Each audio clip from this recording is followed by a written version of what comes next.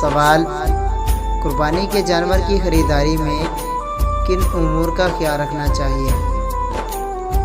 جواب: جانور کی خریداری میں مذکورہ امور کا اچھی طرح لحاظ رکھنا چاہیے۔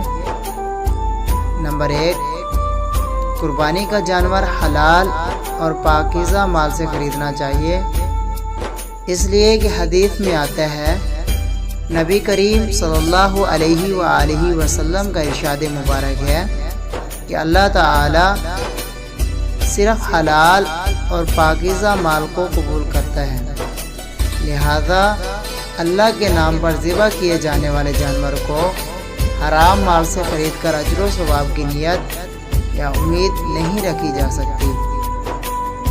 نمبر 2، قربانی کا جانور اچھی طرح سے دیکھ لینا چاہیے کہ اس کی عمر پوری ہے یا نہیں، اسی طرح اس کے اندر کوئی ایسا عیب تو نہیں جس کی وجہ سے قربانی نہ ہوتی ہو۔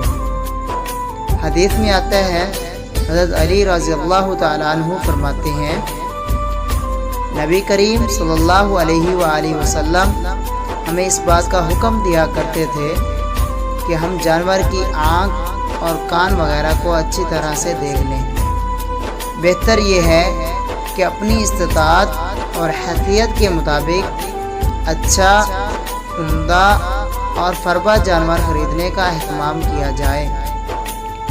حدیث میں ہے کہ بے شک قربانی کے لیے سب سے افضل جانور وہ جانور ہے جو سب سے زیادہ مہنگا اور فربہ ہو۔